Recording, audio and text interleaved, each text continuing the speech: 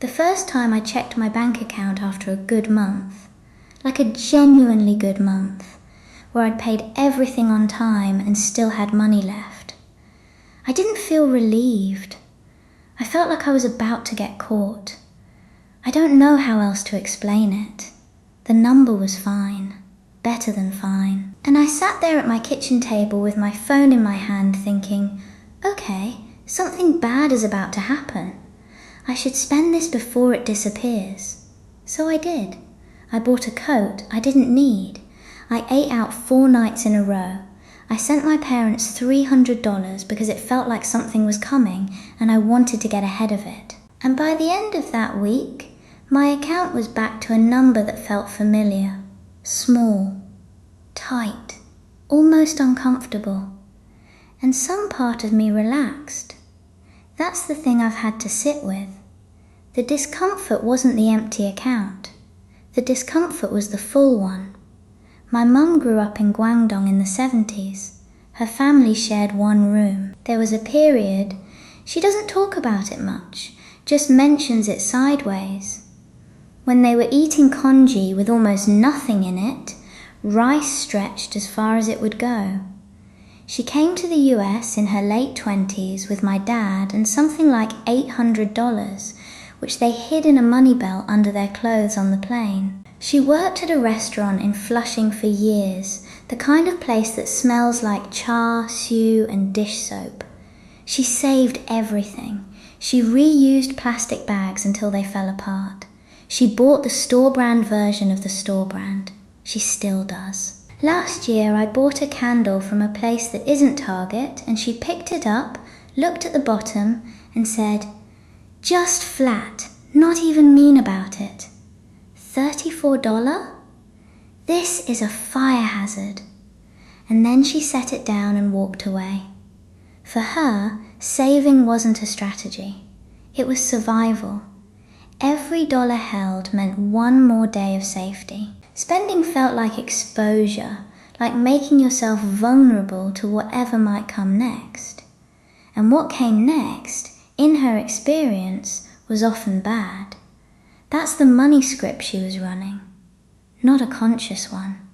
Just a truth she learned early, learned hard, and carried across an ocean. The thing about money scripts, and the psychologist Brad Klontz, who coined the term, would put it this way, is that they're not irrational. They made sense once. They kept someone safe once. The problem is they travel. They get handed down without anyone meaning to hand them down, without any conversation, without anyone saying, "Here, take this belief I have about money. It's yours now." It just transfers. Through the way your parents flinch when you order something extra at a restaurant. Through the silence at the dinner table when someone mentions a big purchase.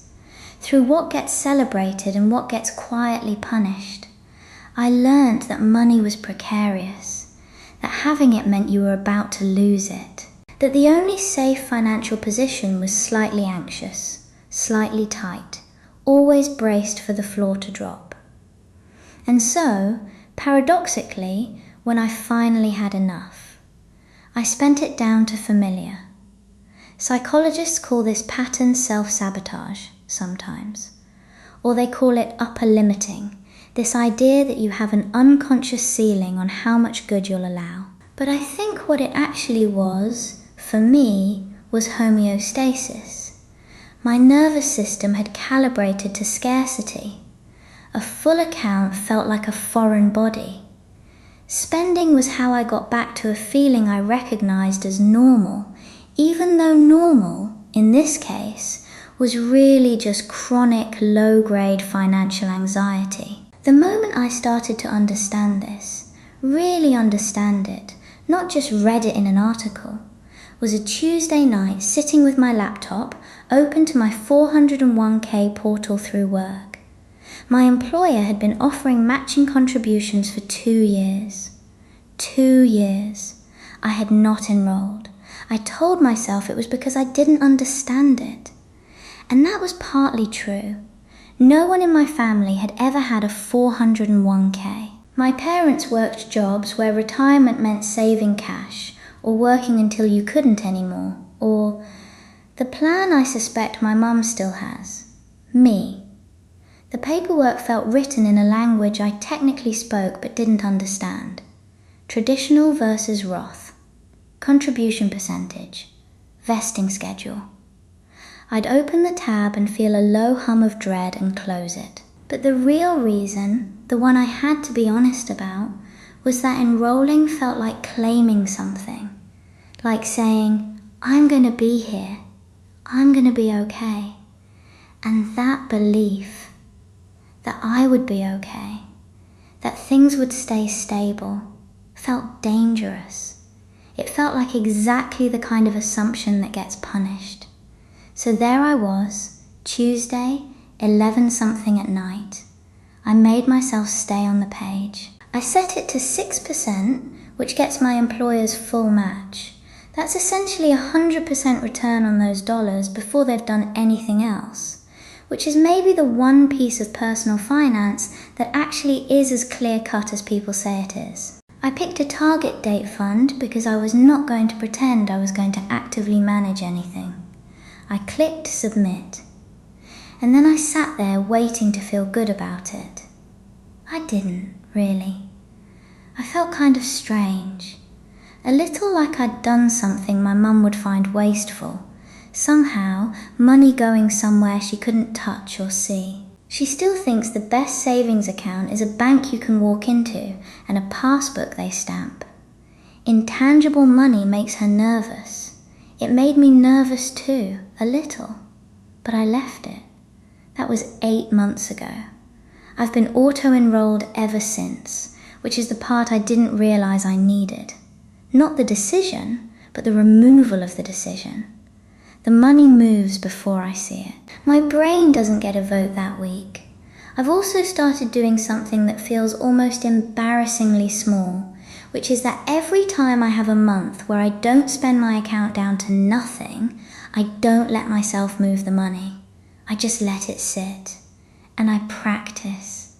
And I mean this literally. I practice. Tolerating the feeling of the number being higher than I expect. I look at it and I say, out loud sometimes, this is fine. You're not about to get caught. This isn't going anywhere. It sounds like nothing. It sounds like the kind of advice you'd roll your eyes at in a wellness article. But the behavioral piece, the part where my nervous system had learnt to need the anxiety, that part doesn't shift from just understanding it intellectually. It shifts from doing something different and surviving it, repeatedly, until the new thing starts to feel like the normal thing. My mum is never going to think a $34 candle makes sense. She survived something real, and the caution she built is not a flaw. It kept her family alive, and it got her here. I don't want to undo that in myself completely. Some version of her carefulness is in me, and I'm glad it's there. But I don't want to spend every full month running from my own bank account. I don't want to self-correct back to scarcity every time I've actually done okay. I don't want to inherit the fear without the context, the vigilance without the reason. That's the work, I think. Not to become someone who doesn't worry. Just to know when the worry shows up where it came from. And to be able to say, that was real for her. It doesn't have to be my whole story. If this hit close to home, you're not alone. And you're not stuck repeating it. Subscribe for more stories about money, family, and the quiet patterns that shape how we live. See you in the next one.